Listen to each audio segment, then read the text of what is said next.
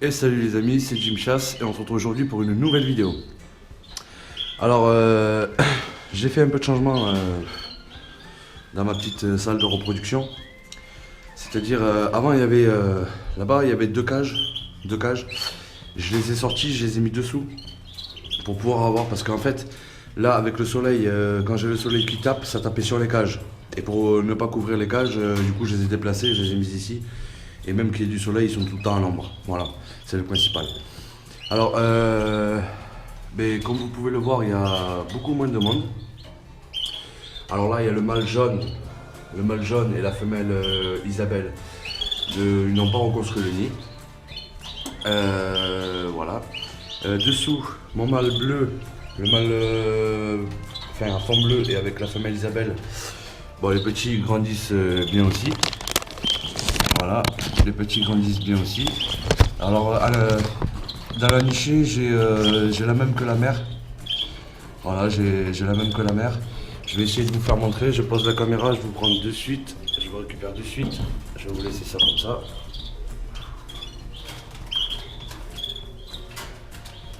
Alors, ouais. On peut le voir à côté là. C'est pas très simple à faire montrer. Là. Voilà, on voit les départs de plumes, couleur Isabelle. Voilà, les quatre jeunes se portent bien. Je les nourris un petit peu parce que je vois que le quatrième est un peu à la ramasse. Alors du coup, je les nourris un petit peu. Voilà pour ce couple. Ensuite.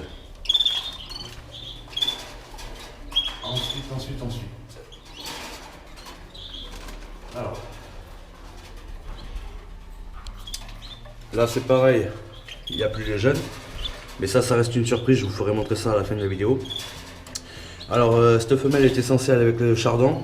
Mais le chardon, je ne l'ai trouvé pas très en forme. Alors, du coup, ben, il est au chaud. Il est rentré au chaud. Voilà. Ensuite. Alors, le couple mâle vert panaché et la femelle porteuse Isabelle m'ont refait le nid. Et voilà. Ils m'ont refait le nid. Alors par contre cette fois-ci j'essaye à la méthode, enfin j'ai déjà essayé mais là je voulais pas le faire mais je le fais quand même. J'ai changé les œufs par des factices. Les œufs qui m'ont pondu sont rentrés à l'intérieur dans un placard. Voilà, à température ambiante. La femelle en haut m'a pondu deux œufs. Et celle-ci, ben voilà. Elle est sur le nid, déjà à couve, elle a pondu 3 œufs mais ils sont remplacés par des factices. Voilà l'importance de changer des œufs, de changer les œufs tous les jours pour pas qu'il y ait un décalage comme il s'est passé la dernière fois sur l'un de mes derniers nids. Voilà, je préfère éviter ça. Alors cette femelle, eh ben, il s'avère que les deux œufs, je les ai mirés, les deux œufs sont fécondés. Alors, je me pose la question parce que comme je l'ai récupéré chez un papy et que je sais que les femelles canaries gardent les spermatozoïdes plus de 15 jours, alors je sais pas si c'est mon chardonneret qui a fait l'affaire ou si c'est un canari de chez le papy. Voilà, je sais pas ça, on verra ça quand les petits naîtront et ils grandiront. Voilà, je vous tiendrai au courant. Mais sinon, les deux œufs, ouais, sont féconds. Et le troisième, elle me l'avait viré parce qu'il était abîmé ou je sais pas quoi. Elle me l'a viré. Voilà pour cette femelle. Ensuite. Merde. Ouais, non, c'est bon. Voilà ce qu'il y a à dire. Et je tenais à faire un petit clin d'œil à Jonathan Van. Parce que voilà, en fait, j'ai fait une nouvelle acquisition. Parce que comme vous pouvez le voir là, ici, il y avait une petite volière.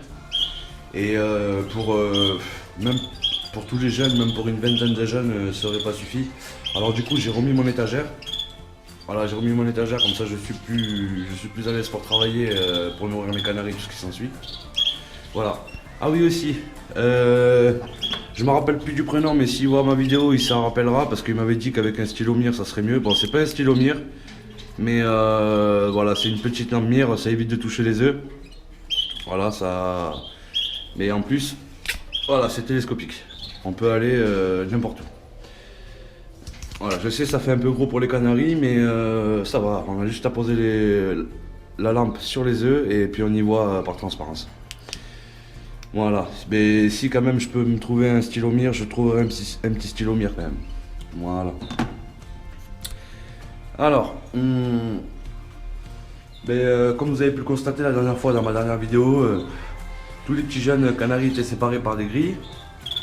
Et en fait, ouais, moi je supporte pas ça, voir des petits oiseaux enfermés dans des petites caisses comme ça.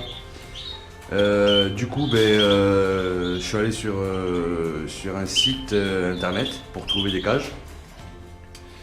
Et il s'avère que j'ai trouvé un truc qui me convenait, une belle cage qui me convenait, pour y mettre tous les jeunes à l'intérieur. Alors, à savoir que j'ai 6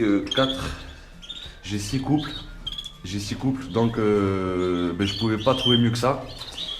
Alors sans plus attendre, je vais vous faire montrer ce que j'ai acheté et on y va de suite. Alors, voilà. Voici ma nouvelle cage. Voilà, là j'ai sorti les bébés ce matin, je leur ai mis à manger et à boire. Je les ai sortis parce que en fait, voilà, comme vous pouvez le voir, là les petits mangent. Voilà, ils étaient dans les graines. Voilà, c'est des belles cages. Ils peuvent voler tranquillement, en toute liberté. Voilà, regardez ça, il y a de la place. Après c'est pas non plus commode, mais je cherche pas la commodité là, je cherche le bien-être pour mes oiseaux. Voilà, je veux qu'ils aient de la place. Moi je préfère comme ça. Voilà, vous voyez, ils sont 5 à l'intérieur, c'est suffisant. Voilà. Alors dessous j'ai ceux-là. Ils sont en cours de sevrage. Voilà, bon s'il faut, de toute façon je les remettrai un peu avec les parents, mais j'ai resté de longues heures à les regarder. Et ils vont tous dans les graines bien ou mal. Et je pense que de toute manière là, donnez-moi votre avis, voir ce que vous en pensez. Mais là je pense que les oiseaux iront manger, enfin ils mangent, mais je pense que ils sont sauvés quand même. Au pire je les remettrai un peu avec les parents, c'est pas le problème. Voilà. Alors là c'est pareil, il y a les petits mais regardez. Voilà, ils sont dans les graines. Voilà. Ils sont bien. Regardez ça. Ils ont de la place pour voler et tout. Alors, je vais vous faire montrer cela. Voilà. Voilà, ils sont bien là, mes oiseaux. Alors, ce que je ferai par contre, parce que ces cages, les ouvertures sont bien grandes. Alors, ici, je mettrai un filet. J'ai vu cette méthode. Je mettrai un filet comme ça et au milieu je ferai juste une ouverture pour pouvoir y passer la main pour ne pas avoir les oiseaux qui sortent sur les côtés. Voilà, ça c'est une méthode que j'ai vue chez un papy et une mamie et franchement ça sert toujours. Voilà, ça peut servir pour tout le monde. Alors là c'est pareil, voilà, là ils sont en train de manger. Là c'est pareil, j'ai mon... Voilà, ça c'est les petits du couple panaché. Voilà, ça c'est les petits du couple panaché avec la femelle porteuse Isabelle. Ceux-là c'est les petits du mâle Gloucester, enfin coupé Gloucester avec la femelle panachée verte. Ça c'est les petits du mon couple jaune et femelle Isabelle. Voilà, par contre je trouve qu'ils sortent des couleurs qu'ils n'avaient pas au début. Voilà, par exemple, je sais pas si on va pouvoir l'observer, mais sur celui-là à droite, sous le cou, il commence à me sortir des plumes jaunes. Voilà, vous pouvez le voir, les petits mangent. Hein. Ils ont pas la trentaine ceux-là. Mais regardez, voilà, ils picorent. De toute façon, je surveille ça comme l'huile sur le feu. Je surveille. Alors, lorsqu'il s'agit de la volière, cette volière fait 2 mètres de long, 50 en profondeur. De haut, elle fait 104 cm jusqu'en haut, 104 cm. Et vous pouvez le voir, regardez la place qu'ils ont. Je vais vous faire montrer. En plus, j'ai quand même de grosses mains. On va faire du bout, on va dire 2, 4, 6, On va dire, ouais, elle fait bien 50, un bon 50 cm de long, la petite cage, sur 50 de large.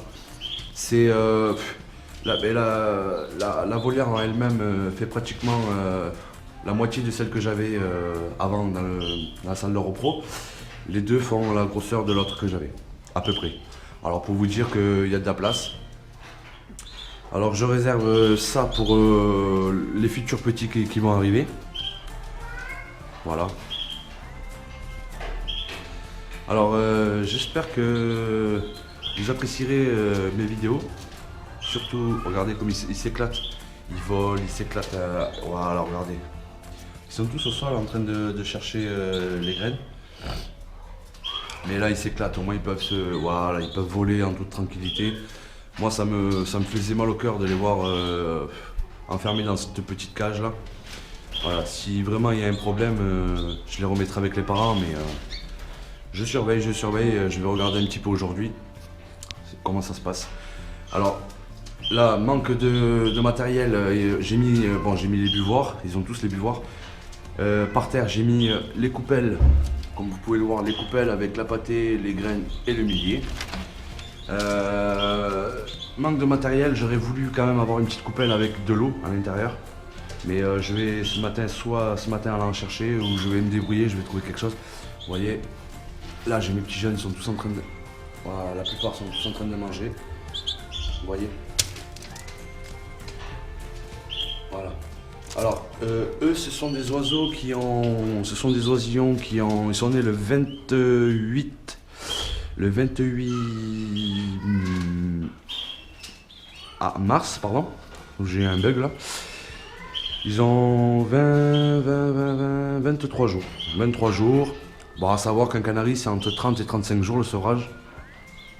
Mais voilà. Alors, je vous dis à très bientôt pour une nouvelle vidéo. N'oubliez pas de me lâcher un petit j'aime, ça fait toujours plaisir, c'est la récompense. Et bien voilà. J'espère que... Voilà. Et je vous tiendrai au courant pour l'autre évolution de ma reproduction. Voilà. Moi je vous dis, portez-vous bien, prenez soin de vos oiseaux. C'était Jim Chasse. Ciao, ciao, à la prochaine.